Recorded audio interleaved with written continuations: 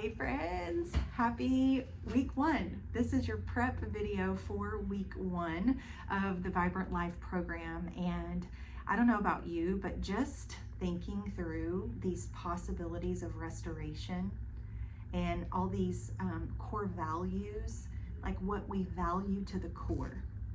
Do you have those? Do you have core values for your own life of how you live and how you make decisions? It's so important to do that, and I say that because this was something that was introduced to me several years ago, and I make every effort to remind myself of the values that I live by and why I live by them, and that's part of the Vibrant Life as well. Why are we doing what we're doing? Right? We need to know why we're doing what we're doing. And as someone who helps people with their health, it's very easy for us to say, well, I just want my clothes to fit better. I just want these external things, right? But there's always something deeper. So that's why these core values are so important. And that's also why if you are not feeling like you're living a vibrant life, it's often times the reason is because we're not living up to the core of who we are. The values that we have at the core, we're not living in alignment with those. And so if we are stressed, if we're not comfortable in our skin, most often it's because we know that we're not living the way we want to be living. We have these values and these standards set in place because of who we are, but we're not living up to those. And are we always going to be 100%? No, but that's where those core values come in. So I don't know about you, but it gets me excited.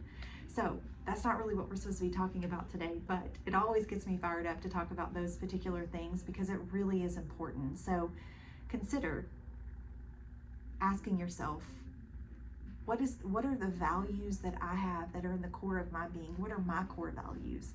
Have a little homework on that today. Have some fun with it.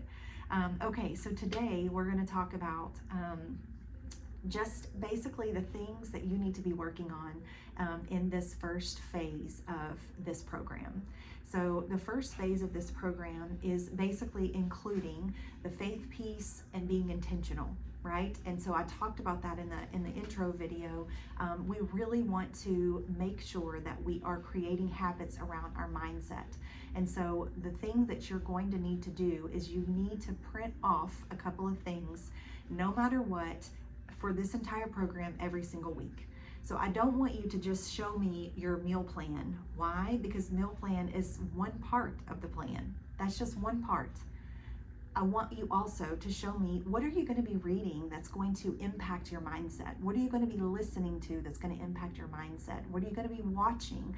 So you may decide that you want to listen to a podcast. So that needs to be on your list, and you need to tell me that's what I'm committing to. I'm going to do that every night before I go to bed. Or maybe you have a devotional that you're going to commit to for these next 12 weeks. That's what you need to do. I need to see that you're working on that particular thing. And so you're going to actually need to show me a picture of your plan. So you need to write it out. Your power plan is the main plan that you're going to print off because it has a spot for that. So you're going to fill that in. It's also going to have a spot for your workouts. I don't want you to just tell me, okay, I think I'm going to do this. Nope. I want you to be intentional with this commitment. This is still part of mindset because you're making a decision, but then that second core value is intention. So now you're going to be intentional by writing this specific thing down for me on your power plan. So when you do that, you're going to show it to me every single week. And so that's really what we're going to focus on these next few weeks, is that you need to be intentional with your planning. You need to be determined to get something in for your mindset every single day. Make time for it. You're going to be intentional with your plan. You're going to look at your meal plan and you're going to say, okay, what am I going to eat this week? This is one of the things that people struggle with when they're given a plan, that we need a plan and we want something easy, and that's what I've done for you in this program. However, what I've given you may not be what's helpful for your week. If you're not going to be home one night and I've given you a plan that has a meal that needs to be, it's going to take you a while to cook, well, that's not what you need to put on that because you're not even going to be home to eat. So you need to decide what it looks like for you and for your family on those plan and make it specific to you. And that's why you've got to write this down. You've got to write it on your power plan, and that's the plan that I want you to give me every single week, because that shows me that you're looking at the whole picture. Remember, wholeness. We're after restoration. So maybe you get this plan and you're like, Chanel, like, I'm not consistent with reading my Bible. I'm not consistent with my devotional. Well, guess what? That is your indication that that's an area of restoration that needs to happen. So that's also an indication that that's an area that you can begin to pray and seek the Lord and say, Lord, help me. I've gotten out of these habits, or I don't even know where to start or what to do. Now, you can't say you don't know where to start, because I've given you a scripture plan. However, it may not be connecting with you, and that's okay. So I just want you to know that these are the foundational things that you're working on these first couple of weeks. It's developing the plan, your own individual plan according to what I've given you. Then you're going to make sure that you take before pictures. You're going to make sure that you do at least I would like for you to do an after picture every single week. And then I need you to do scale pictures. These scale pictures, as often as possible, are going to be beneficial for tracking method only. This is not an indication of who you are, of if this is effective or working. It's more so a habit tracker. And when you do get results, you're going to want those first pictures. You're going to want those first scale pictures. So it's really important to develop that habit.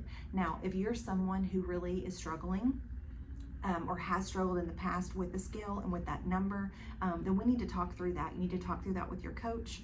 But for now, these are just data collecting tools. It's just data, right? And data helps us know if we need to make changes, if it's working, if it's not working, somewhat. That's a variable. There's some variables with that, but so you're going to do that. You're going to complete your plan. You're going to do your scale pictures. You're going to do your before and after pictures. You're going to move your body.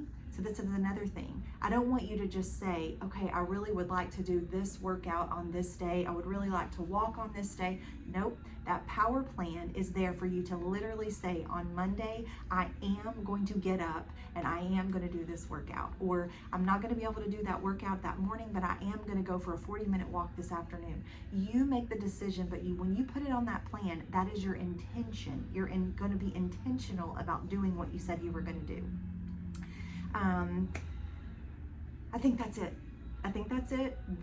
These are the foundational things that you're going to work on these first couple of weeks. So don't stress about it. It's going to come with time. If you'll sit down and take the time to do these things, things are going to change. Your mindset's going to change. Your body's going to change. Your energy's going to change. Your confidence is going to change, and you're going to feel empowered. I know it. I believe in you, and I'm so thankful to be here with you. Let me know if you have any questions.